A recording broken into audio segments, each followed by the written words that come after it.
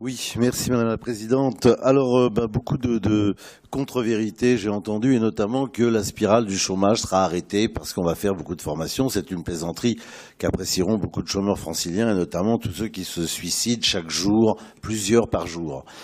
Effectivement, la formation, ça ne crée pas l'emploi. Ça le favorise, certes, mais ça ne le crée pas. Et vous êtes largement responsable de la situation de l'emploi, aussi bien les Républicains que le Parti socialiste. Vous en êtes responsable. Pourquoi? Parce que de fait de votre soumission effectivement à l'Union européenne et soumission qui crée un ultralibéralisme qui provoque effectivement ce chômage massif. Alors pour revenir sur ce rapport, renouvellement des accords cadres, il est évident que votre enjeu consiste à capter les 34 000 places supplémentaires de formation grâce aux 102 millions de l'État. Manne du candidat Hollande qui vide le seau du candidat Mélenchon avec son plan 500 000 et l'augmentation des fonctionnaires. Il s'agit pour lui d'être présent au second tour des présidentielles. Voilà l'opération.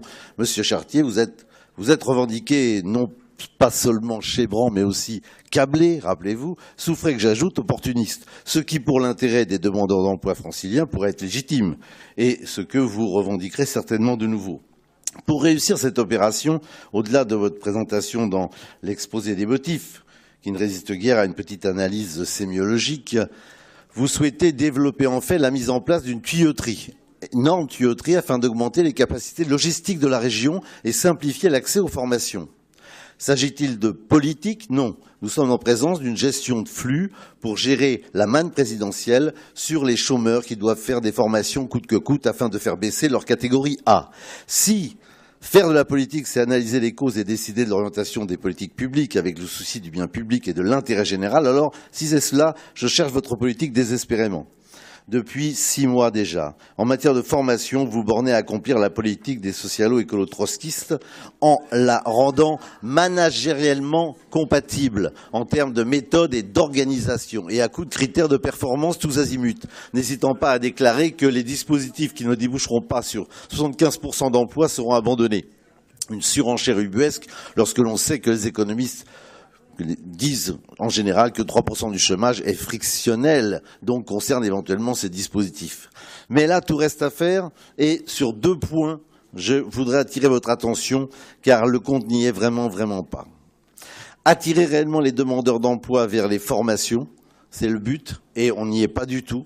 Deuxième aspect, rendre les formations efficaces pour les entreprises et les demandeurs d'emploi. Sur ces 2 points, votre démarche de gestionnaire est sans prise sur le réel, car un minimum d'efficacité impliquerait de la part de votre majorité une connaissance du monde de l'entreprise, ce qui n'est malheureusement pas le cas. Ce qui vous fait cruellement défaut et ce qui est plus grave, répond comme en écho au mépris de l'ancienne majorité pour l'entreprise et le monde du travail en général.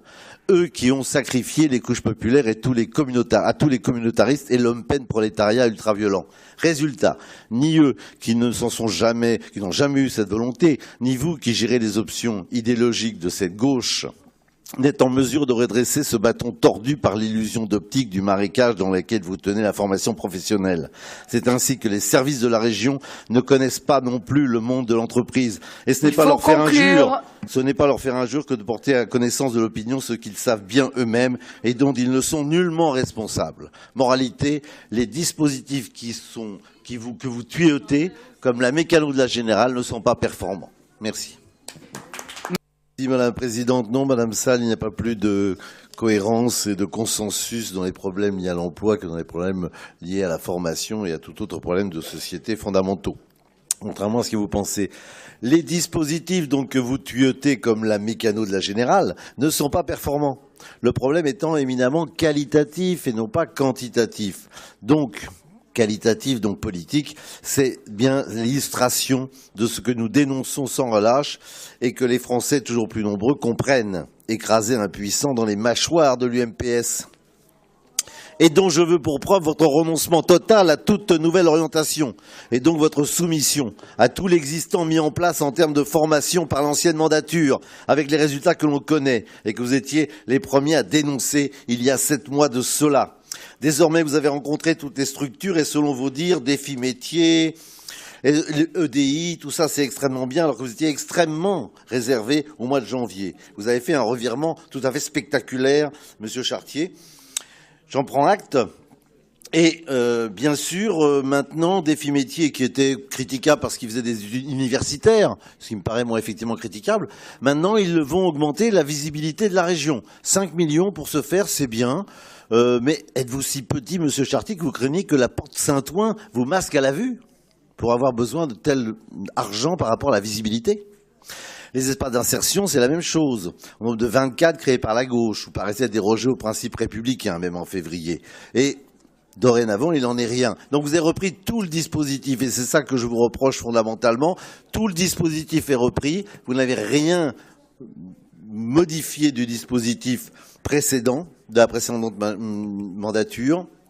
Et, bien évidemment, le Monsieur Chartier de février n'est plus celui du mois de juillet. Au sourire... Alors, la réalité de la tuyauterie, ça requiert tous les partenaires et votre degré d'exigence a chuté en conséquence.